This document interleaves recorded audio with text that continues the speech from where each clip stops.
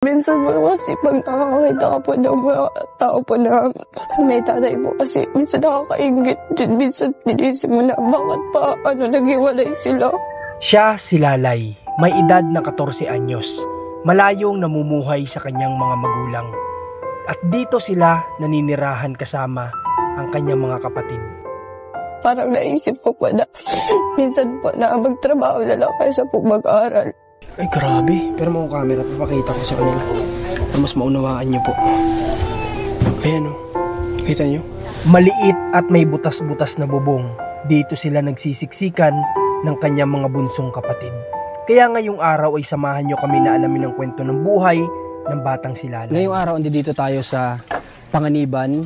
Hindi ko lang sure kung anong sitio o barangay ito. Anong barangay ito, ate? Santa Cruz. Okay, dito tayo ngayon sa Santa Cruz. Ito yung daan o way patungo Kinadayan na tinutulungan natin. Kaya namin nalaman tong location na to kasi nga nung time na nanggaling kami Kinadayan sa tinutulungan ko, dito kami napadaan tapos nakita namin tong tahanan na to. Yan, nakita nyo? Itong tahanan na to, nadaanan namin. So nagbakasakali kami na tanungin kung sino yung nakatira dito. At nung malaman nga namin, ay nagbakasakali kami na makakuha ng schedule sa kanila dito para makapunta kami. At ito na nga yung inaantay namin na araw na pagpunta dito. Kaya samahan nyo kami sa loob ng tahanan nila at nagpaalam naman tayo para malaman nyo kung sino nasa loob ng tahanan na to. Tara! Huwag lang sana uulan na naman.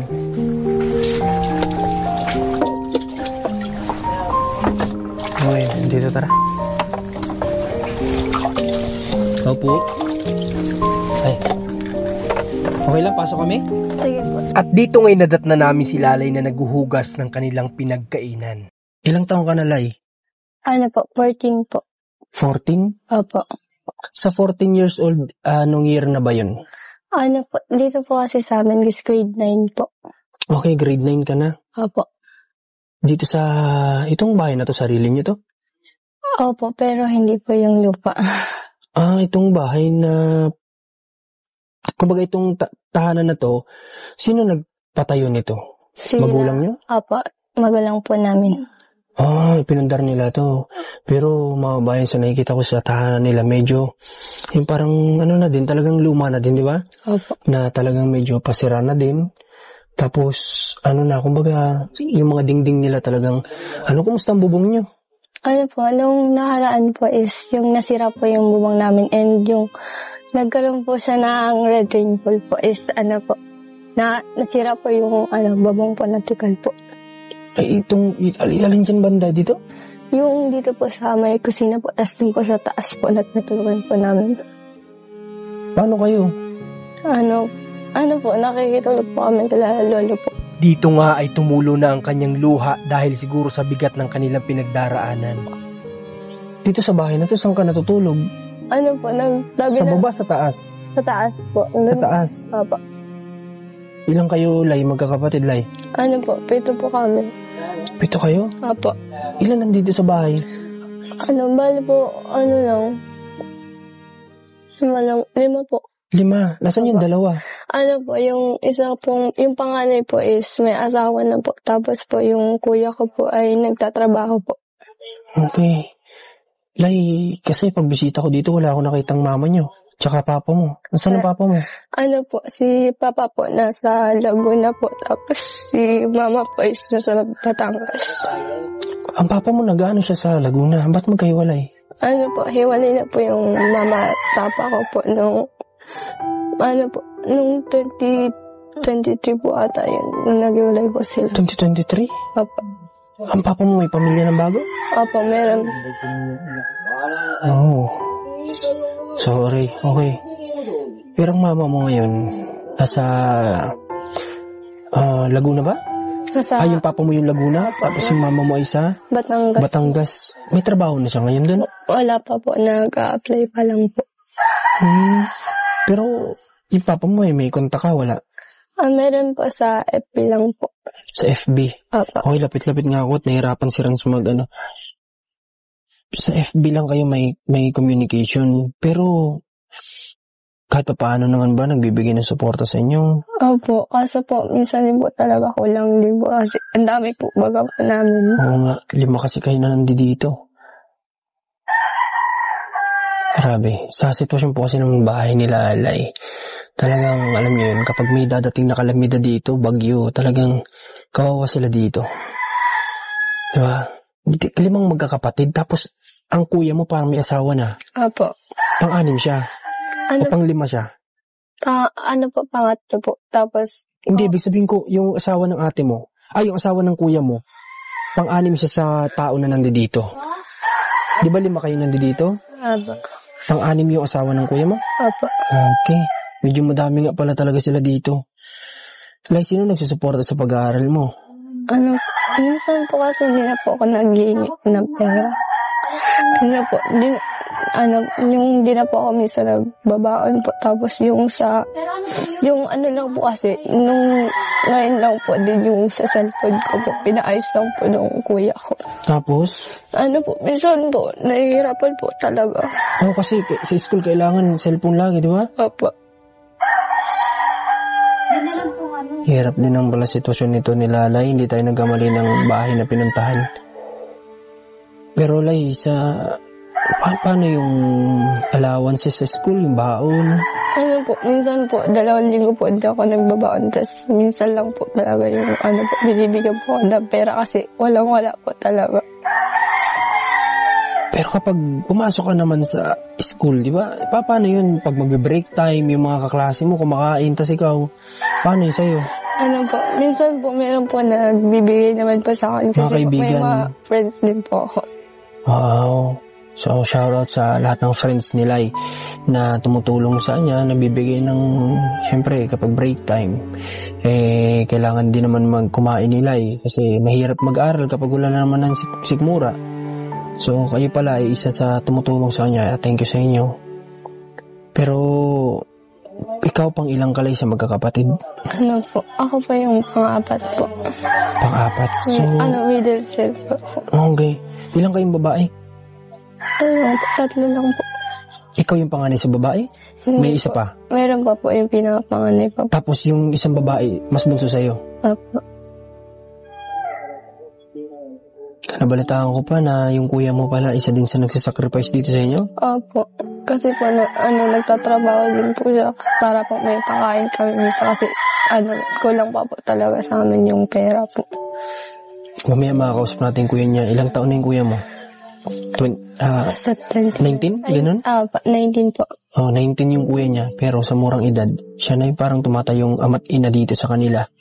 Dahil nag-aaral din yung kuya niya sa ALS. Diba? Tama ba ako? Mamaya, kausapin natin siya para makilala nyo din kung sino yung kuya niya na tinutukoy namin na nablib din ako kasi sa edad niyang yun, kahit na siya may kinakasama na napagsasabay daw niya yung pag-aaral tapos yung Opo. Obligation sa inyo? Siya po. Ikaw, Lay, yung isa sa naitutulong mo naman sa kuya mo dito sa bahay niyo? Nagtutulong po ko na mga gawain bahay po. Tapos po, siyempre po, pinag-aayos ko din ba yung pag-aaral ko po. Ikaw ba, Lay, ano bang pangarap mo someday? Ang lang po is, pangarap po pong matulungan po yung family namin. Kahit konti lang or kahit yung bahay lang po talaga namin. Masaya na po ako yun. Para sa mga kapatid mo, di ba? Opo. Ikaw ba, Lay, namimiss yung papa mo? Opo, kasi po, nung bata pa po talaga ako, yung papa ko po talaga nag-aalaga sa akin. Ibig sabihin makitatay ka talaga? Opo. Pero wala kang tampo? Minsan po kasi po, naisip po din naman po na, wala akong, papa po na, pwede po mag-ano sa akin. Minsan po kasi pag nakakakita ka po ng mga tao po na may tatay po kasi minsan nakakaingit din. Minsan tinisip mo na bakit pa naghiwalay sila. Papatak na luwa ko dito. Relate kasi ako dito mga kabayan eh. So, alam ko yung nararamdaman ni Lai kasi may mga, kagaya na sinasabi ko na may mga time na Bakit may isip mo na yung iba masaya, lalo pag nakakita ka ng pamilya na kompleto, parang maisip mo sila, parang ang saya-saya nila, tapos kami ganito, di ba? Kasi walang padre sa pamilya. Kung minsan makikita mo yung mama mo, hindi, parang di siya buo, parang malungkot, kahit kasama mo siya, kasi nga, walang padre di pamilya na umaalalay sa pamilya. Kasi tatay talaga dapat yung unang-una na nagpapatibay sa mga anak. Siya yung unang-una dapat nalalapitan ng mga anak kapag down na down sila, ganyan. So siguro naisip nila na kapag may mga time na down siya, wala siyang malapitan na tatay, kumbaga. Lalo na sabi niya makitatay siya ng bata. So nakaka-relate ako sa kanya kasi alam niyo naman, alam ng karamihan na ako din separate din ako sa tatay. Kami, yung pamilya ko. So may pinangarap, ikaw, Lai, kung sakali, bibigyan ka ng pagkakataon na papiliin, magkakaayos yung mama mo, pipiliin mo ba magkaayos sila? Opo, pero nakadepende pa rin po talaga sa kanila kasi minsan po talaga parang ayaw na po nila ng forgiveness po. Sila na po yung mismo po parang ayaw na po magpatawad.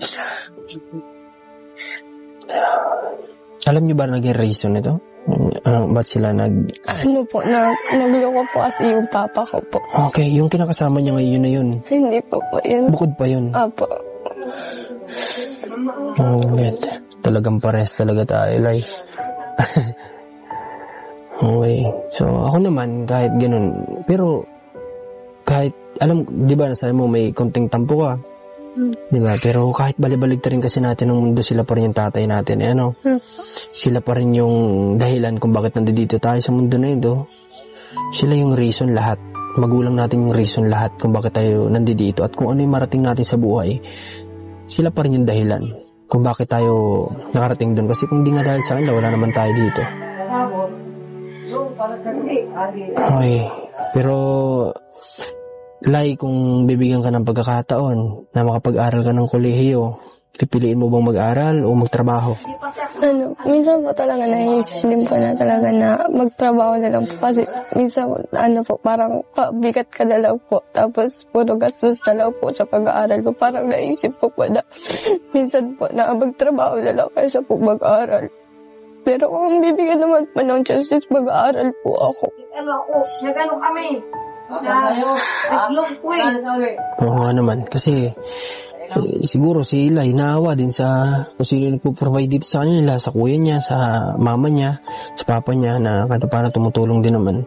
Naawa din siguro siya kasi nga sa school talaga alam naman natin na napakaraming gastusin din dyan. Tapos ganito pa yung buhay nila, di ba? Kaya minsan naisip niya siguro magtrabaho instead na mag-aral, di ba? Pero para sa akin, Eli, piliin mo mag-aral. Ha? Kasi yun yung magpapabago ng buhay mo. Kung ano yung pangarap mo, yun yung tutupad yung pag-aaral mo kung makapagtapos ka. No? Kaya sana magkaroon ka ng oportunidad na makapag-aral.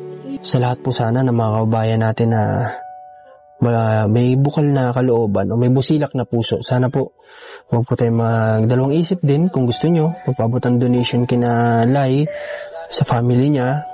Kaya open po kami, tumatanggap kami ng donation para sa mga tinutulungan. Mag-message lang kayo kay Commander ni Marcos o Alma Vlog at sabihin nyo lang kung anong gusto nyo gawin namin sa gusto nyo ibigay, gagawin po namin yan. Yun lang po yung isa rin sa magagawa namin pag sipagan namin na may paabot yung mga gusto nyo na ipaabot sa mga tinutulungan natin.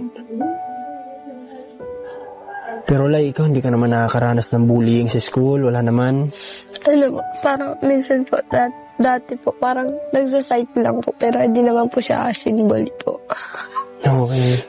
Ano yung inaano nila sa'yo? Yung ano lang po, hindi ko naman. Tungkol ba sa pamumuhay nyo? Related ba dito? Minsan po, ganun din po kasi parang kasi po ako talaga literally po na, parang po kasi sa school ko po yun sa, parang standard ko po, tapos minsan po talaga yung accent ko po, kaya parang sinasabi nila na ganun po yung ugali ko, tapos ganito yung namin, tahanan po namin, parang ganun din po. Hindi talaga may iwasan siguro sa paaralan yung ganito, mga bayan, yung discrimination. Hindi ito maiwasan talaga sa paaralan. Meron pa rin talagang lalabas na mga kabataan na magda-down sa'yo, kumusta ang mga relatives niya dito? Ano po, minsan naman po okay po, pero madalas po talagang hindi okay kasi po, minsan po kung sino ba po yung mga, kamag-anak mo po, siya pa po yung gagawa ka po nilang mga chismis, mga ganun po. Tapos parang na-down ka pa po nila lalo. Kumbaga, down ka na nga, ida-down ka pa. Yung parang po kasi, sila din kamag-anak mo, tapos hindi, parang wala pa rin sila sa side mo. So, dapat sila yung sinasasandalan mo. Yes. Ba't may mga ganito kasing may mga gantong tao? Sana po, kung mapanood mo ito ng mga relatives ni Lai, huwag po kayong magagalit. Instead po na magalit, sana maisipan nyo din na pamangkin nyo po sila o kamag-anak nyo po sila. Wala po silang ibang lalapitan sa oras ng kagipitan kundi kayo ng mga kamag-anak. Na di nyo po, baka maisip nyo na malay nyo, kapag tinulungan nyo din sila sa pamamagitan ng o sa abot ng makakaya nyo, malay nyo, kapag itong sila may nararating sa buhay at kayo naman na nangailangan, madali kayo makakalapit sa kanya, ganun lang yun. Hindi, huwag natin isipin yung ngayon. Kasi in the future, pwedeng mabago din ang buhay ni Lai o ng pamilya niya. Pwedeng sila naman nasa top, tayo naman nasa baba. So, paano kapag tayo naman lumapit kay Lai? Anong iisipin nila? Nung kami nangangailangan, wala kayo. Diba? Yun lagi. Kaya iba pa rin kung kahit paano sa abot na makakaya natin. Total, sariling kadugo natin yan. Hindi ko lang maisip na hanggang ngayon may mga ganito kasing tao. May mga ganitong relatives na minsan tama sila eh. Minsan kung sino pa talaga yung kamag-anak mo, sila pa yung magda-down sa'yo. Okay. Ngayon, sa totoo lang, sila ay may project ka ba na ginagawa? Opo. Kamusta naman ang grades mo? Okay lang naman. Wala namang bagsak? Opo. Wala naman matataas naman? Kahit paano? Ganda. Ikaw, Lai, bibigyan kita ng pagkakataon. Anong gusto mong sabihin sa mga viewers namin o mga sponsor? Anong gusto mo? Sabihin mo lang ano yung wish mo. Sana naman po is mawala na po yung parang racial discrimination nyo po sa mga tao. Tapos po, sana, syempre po, sana matuloy nga po talaga na matulungan nyo po kami. Na makapag-aaral, Yes po. Tapos, yung pangarap kasi nila ay simple lang, yung mabigyan ng magandang kahit paano masasabing maayos na tahanan yung kanyang mga kapatid po. Kasi yung kanyang mga kapatid ay may maliit pa, tama? May maliit pa, Yes po. Ikaw, nag-aalaga ka din dun? Minsan lang po kasi nandun po yung asawa po ni Kuya. Okay. At saka busy din kasi sa school. Yung kuya mo kasi sa ALS, minsan lang yung pasok dun eh. Opo. Kaya may time pa siya magtrabaho, no? Opo. Grade 9, so grade 9, grade 10, 11, 12, so 3 years pa mga bayan before siya makapag-decide kung mag-college siya o kung may darating na oportunidad para sa kanya. Pero si Lai po una pa lang kanina pagpasok pa lang niya parang yung makita natin na mabait na bata din sila kasi pagpasok niya kanina na yung first impression natin sa tao, makikita na kaagad natin yan. So nakita ko kay Lai kanina medyo parang magaan naman siya sa pakiramdam talaga itong bata. Okay. Ngayon Lai, salamat kasi pinunulakan mo kami. May dala kaming munting pasalubong para sa iyo, sa pamilya mo, no? Kukunin ko lang dun sa sasakyan, ha? Tapos, after nun, gusto ko din makausap yung kuya mo, ha? Sige, antay mo ako dito, ha? O, galis, baka magpunta ka na kaagad sa Antay mo kami, ha? Okay. Grabe. Bigat po sa dibdib. Pangalawa na to ngayong araw. Talaga itong mga bagong scout po natin pinapasakit yung dibdib natin. Dapat kasi si Commander po nandito para siya yung sumakit yung puso dito. Ako po kasi kanina, pero kanina umiyak na kasi ako kaya medyo inapigilan ko sarili ko kasi ramdam po natin talaga yung bigat ng pinagdadaanan nila sa buhay. Talagang mabigat talaga, mga bayan. So ngayon may padala sa atin dito si Commander para sa kanila at ibigay po natin. So ngayon may dala tayo dito kung bigas tapos cash pinaabot ni Commander para sa kanila. Lai, dyan mo muna to Lai. Meron kami dito tatlo maliliit na sako tapos ito may konting cash kami dito. Pinabibigay ito ni Commander para sa'yo. Dagdag mo muna dyan ha. Ito pa unang tulong pa lang naman namin to Lai, no? sana pag-bless din kami ni God para nang sa ganun makatulong pa kami sa inyo, no? Nang masigit, no? At kung may mga tao po na na willing magbigay ng scholarship kay Lai, pwede po kayong magsabi din sa amin. Kasi hindi sa nakikita ko po kung sakali man worth it po ang magiging tulong kay Lai, kasi nakikita ko naman na pagbubutihin niya naman yung pag-aaral niya, di ba Lai? Pagbubutihin mo naman, di ba? Ano nga ulit yung gusto mo pong nag-college ka? Hindi ko pa po sure, pero dati po na ko pa is flight attendant. No, kasi may look si Lai, may tsurang bata, tapos may height din naman. Anong height mo ngayon? Hindi ko lang po sure. Hindi ka sure?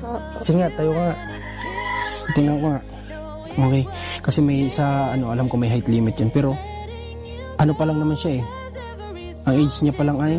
14. Oh, bata pa. May chance pa na tataas pa si Lai. Oh, kailangan mo siguro Lai mag-repair ka. Para mas tumangkad ka pa. Kasi alam ko sa flight attendant may height limit. Bilang ate, ano yung pakiramdam na minsan nakikita mo yung sitwasyon ng mga kapatid mo? Minsan po nahihirapan din po kasi nakakawa din naman po ako kasi wala naman po minsan nagbabantay po kasi buntis po kasi yung asawa po ng kuya ko. Kaya po parang po nahihirapan po kasi dalawa po kasi yung isa po is 4 years old and 2 years old. 4 years old and 2 years old pa lang? Okay, dapat nandito pa talaga yung mama niyo pero napilitan umalis yung mama niyo kasi Kasi ang hirap ng buhay nga naman dito. Napilitan siyang masukan. Pero ano ba yung lumuwas siya ng wala pang dadatnan na trabaho? Opo, kasi po, yun po, nakisakay lang din po kasi si mama po. Parang nakasabay lang papuntang Batangas? Opo, sa pinsan din po. Okay. Tapos, sino tinutuloyan niya dun ngayon?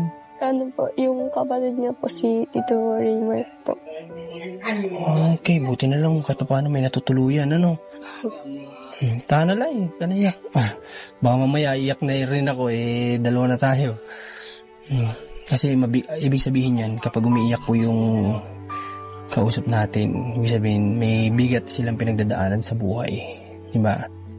At saka minsan, mababaw talaga yung luha nila. Minsan naman, meron naman kasing may pinagdadaanan din pero matigas talaga yung ganito nila kaya hindi mo sila basta-basta makita na umiiyak. Pero sila ay sobrang babaw ng luha niya. Na dapat kasi ngayon nandito pa yung mama nila kasama pa rin nila sa pamumuhay nila, napilitan ng umalis kasi nga sa hirap ng buhay. Paano lay yung araw-araw nyo na pagkain, kamusta? Okay lang naman po kasi nag-provide naman po si kuya tapos nagbibigay din naman po kasi si papa po. Sabi ng kuya mo parang sa isang linggo 1,000 pesos, tama ba? Opo. Kaya kulang din. Kaya kailangan ni kuya mo magtrabaho, no?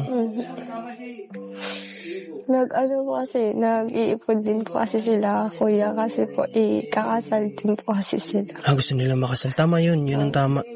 No, yung makasal sila. Ang hirap lang isipin mga bayan na yung hindi, dahil sa magulang na hindi nagkakaintindihan, nadadamay kasi yung mga bata. Totoo po yan, nadadamay yung bata po, nagsasacrifice. Yung mga bata yung nagsasuffer dun sa pagiging matigas ng puso natin sa isa't isa bilang mag-asawa. Kagaya na sabi niya, hindi sila nagbibigay ng forgiveness sa bawat isa, di ba? Tama ba ako? Hindi sila nagpapatawaran. So, siyempre, sa babae kasi medyo sa mama mo, naintindihan ko naman din kasi masakit sa babae yun. Yung lukuhin ka ng partner mo. Kaso nga lang, kung isipin din naman ng mama mo ay para sa inyo, forgive talaga yung kailangan, di ba? Patawarin. Kung willing naman talaga bumalik ang papa niya, patawarin. Ang papa mo ba, may tanong ako sa'yo, may anak na siya doon? Wala po. Wala pala. Ang mama at papa mo ba kasal? Hindi. Kasal po. What? Kasal?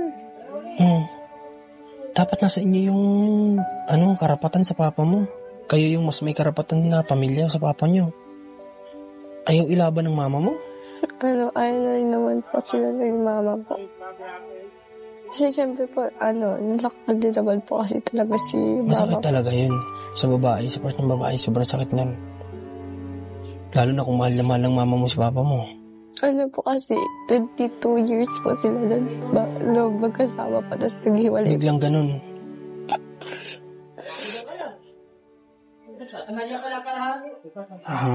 Ito, yung mama niya kasi kanina nag-video call yung mama niya.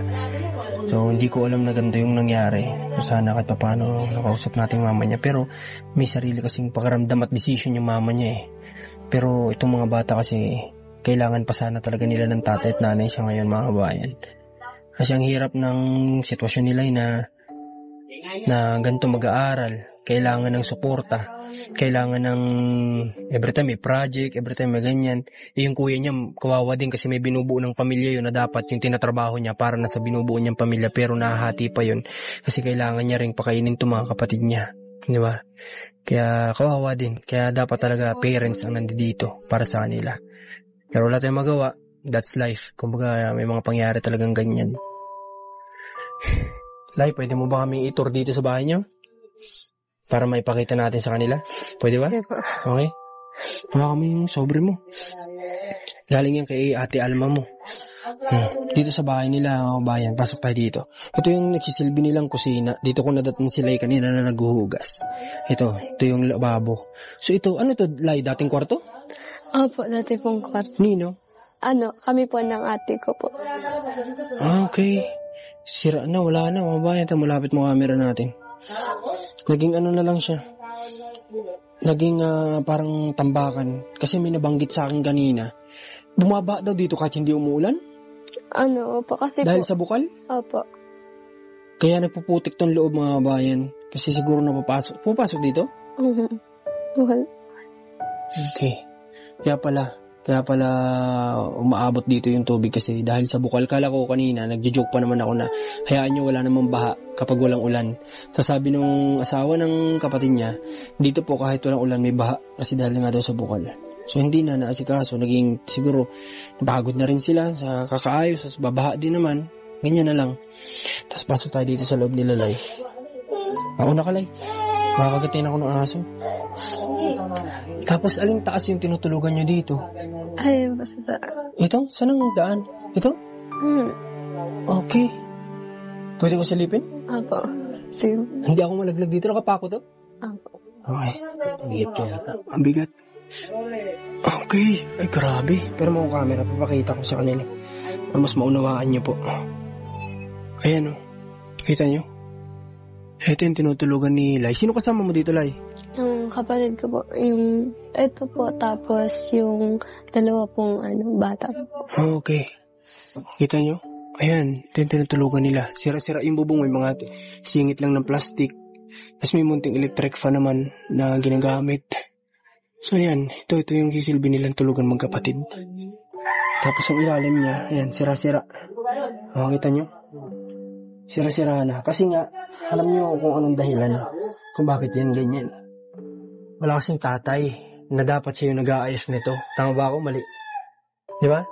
Wala kasing tatay na dapat siya yung umaayos nito kapag may mga ganitong problema. Ito yung sinasabi ko kanina na malaking impact kapag walang tatay sa pamilya. So ito yung sinisilip natin kanina. Sira-sira na yung pintuan niya. Tapos ito, kahit pa paano, napagawa, bagong hard flex. Kahit pa paano, sino nag-provide ng hard flex dito? Si mama po. Mama mo nandito pa siya? Paano, saan niya kinuha yung pinambili? Sa loan po ata rin. Sa? Sa loan po siguro. Sa Hindi rin mga, po kasi sure. sa mga landing? Yung mga, ibig ko sabihin, landing. Landing, sorry. Parang aeroplano tuloy. Landing. So yung mga pautangan. Tama ba? Tapos ito na siguro para din sa mga anak niyang may iwan, nilagay niya na lang ng bagong yero, sardiflex, pero dito lang sa part na to. Tapos dito, kita niya naman, sira-sira na talaga to. So ngayon, mas minabuti ko po na hindi mo na makausap yung kuya niya. Abangan nyo na lang po siguro by next vlog kung pipilitin ko si Commander na madala dito. Kasi alam ko miss na niya na din na si Commander yung nag-vlog. At alam ko na mas makakausap sila ni Commander ng talagang babae sa babae, 'di ba? Kasi siya yung mas makakaunawa. Although may mga nangyayari kay Lai na nakaka-relate ako kasi pares kami na sitwasyon. Pero alam kong mas makakapag-usap sila ng mas maayos ni Ate Alma niya kapag sila na yung nag-usap dito. Huwag ka lang maiyak kay Ate Alma mo pag pumunta dito, mabait 'yun, no? Hindi naman siya nangangagat. Okay, so may mga picture. Alam niyo ba na nung unang punta ko dito, eto si Lai ng bata. Tama ba ako? Eto si Lai. So sabi ko, sino itong bata na to? Sabi nga nila, yan po si Lai. Anong pala yung ulit? Lalay po. Hindi, may double yun ay. Lalay po. Lalay. Si Lalay. Sabi ni ate, si Lalay daw ito. So sabi ko, ganito pa rin siya. Sabi, hindi, malaki na yan. Sabi ko, pero anong itsura niya? Ay, wala naman po nagbago, sabi. Ganyan pa din. So, oo nga naman. Parang bata pa din naman si Lai. O, ito. Ito ate mo. Apo. Oh, okay. Ate niya, halos magkahawig naman. Tapos, ito si Lai. Sila yung bata pa siya dito. Ilang taong ka dito? Hindi ko rin po sure kasi, 2016 po yun. 2016? Apo. Okay. Parang may kahawig nga sila yung kambal na nag-commercial dati nung Tanda mo yung dalawang magkambal na nag-commercial ng shampoo. Papakita ko dito sa papakita ko dito. Nakita ko sa kanya, si Therese. Sino yan? Baby. Madaming kahawig si Lai. Bago nga sa baby. Marami siyang kahawig. Bali, Lai, saan ang ang drawer ng mga gamit mo, damit mo? Andun po sa... Saan? Andun. Itong isang drawer na to. Ang natutulog dito, si kuya mo at ang misis niya. Apo. Tapos, yung dalawa, Kasama ko po sa taas, pero minsan po dito po natutulog yung bunso po. 4 kayo doon minsan? O 3? 4 po. 4? Minsan 3. Ikaw, siya. Tapos yung dalawang maliit. Kakasya kayo doon? Opo. Grabe, no? Siguro, yakap-yakap na lang sila para, magkasya. Kasi ang liit ng taas, sinilip ko. Ayan, makita nyo naman, kung gaano lang kalaki yan. Makita nyo naman kung gaano lang yung space niya. Pintuan din nila, sira. Anong nangyari dito? Sa pinto nyo? Kasi si kuya niya pag walang pasok, nag-extra din kasi. So kaya talaga wala din halos oras. School, trabaho, asikaso dun daw sa dalawang maliit, di ba? Buntis pa yung asawa. Lahat na talaga, kaya ang kailangan talaga sana dito, papa talaga nila. Yun lang yung nakikita ko dito. Kasi wala tayong magawa dun. Kasi decision nila yung sa buhay nila, no? Pag-pray na lang natin na sana dumating yung araw na mapag-isipan nila yung mga bagay na ganyan na nagagawa nila. Naapektuhan yung mga bata kasi. Okay? So, ngayon, papasilip ko lang sa inyo yung kuya niya. Halika. Pero, next vlog, si Alma na po ang bahala. Para mas makapag-usap. Tala, anong pangalan mo, tol? Jake Espinida po. Jake? Yes. Parang artistahin din si Jake. Gopings din. Mana sa mga kapatid. Ito kapatid mo to, hindi? Siya po. Ito yung maliit. Yeah. 2 years old. Grabe, liliit pa pala nang naiwan ng mama nila. 2 years old at 4 years old, di ba? Tama? Paano yun? Ikaw din nag-aalaga minsan kapag Pag may trabaho po, napalaga ako sa asawa ko. Pero pag wala, ikaw din. Kayo nilalay. Tulong-tulong na lang. Tulong-tulong na lang po talaga kami dito. Ano yung nagiging sideline mo minsan? Minsan po, kapag construction talaga. Instruction. Yun yung mas madalas. Madalas, construction. Pero napagsasabi mo pa rin sa pag-aaral mo, no? Okay naman yung grades mo doon. Okay naman. Graduating ka na ba? Graduating po. Ilang months na lang? Hanggang April na lang po. April, so almost 2 months. Halos 2 months, may git. Malapit na. Malapit na mag-graduate si Jake. Okay, sana Jake, prayer ko dito sa family niyo. Sana maraming blessing dumating sa inyo kasi deserve niyo din naman. Di ba? Kasi, yung papa niyo kasi mas pinili niya kasing mapunta sa ibang pamilya o bumuo ng ibang pamilya instead na mag-focus sa inyo. Hindi niyo naman ginustong mga anak yun, di ba? Kahit nga ikaw siguro gusto mo buo kayo. Sino ba ng mga ayaw? Di ba? Siyempre. Kahit si Jake sigurado kahit ako naman, separate din ako sa tatay ko. May sa iba din pamilya, kahit ako, pinangarap ko din na buo kami. Kaya nga sabi ko, relate talaga ako sa family na to. Sa story ng buhay nila. Pare-paras kaming walang tatay. Pero okay lang at least, yung sa kanila, kahit pa paano, tumutulong naman. Once, every week, di ba? Yung pagbibigay naman, sabi nga, siya yung nagsabi sa akin ng 1,000 every week binibigay, di ba? Consistent ba yun? Ano po, hirapan. Kulang na kulang po talaga yun sa dami namin dito magkakapatid. Sino nagbabudget? Ako po. O kasi ikaw panganay, no? Bilib ako sa'yo, tol. Saludo ako sa'yo. Okay, ngayon, hindi mo na kita masyadong interviewin kasi sabi ko si Commander bahala. Sana matimingin ka namin na nandito ka soon. Pagbalik namin, ha? Okay, may dala lang kaming konting blessing sa inyo ngayong araw, pero una lang yan. No? Umpisa pa lang yan ng tulong na pwede nyo matanggap sa amin, ha? At kung papayagan nyo pa kami na pumasok sa buhay nyo, maging part ng buhay nyo, gagawin naman namin yung best namin para makatulong pa sa inyo. No? Sana nga maayos tong paano tong bahay nyo. No? Sana nga po. Pero tong lupa na 23 ka, wala naman kayong problema. Wala naman po. Kamag-anak ka naman po kaya alam problema po. Okay, salamat Jake, ha? Sunod ulit, ha? Thank you. Okay, at papaalam na rin tayo siguro kay Lai. Lai, ganito, pupunta na din kami, ha? At kayo na muna bahala sa konting dala namin, no? Napper tayo, Lai. Sige, pupunta na din kami at salamat sa mga nanood nitong vlog na to. Huwag niyong kalimutan mag-share, mag-like, comment, malaking bagay po yan. At sa mga hindi nag-skip ng ads dito sa channel na ito ni Commander, salamat po sa inyo.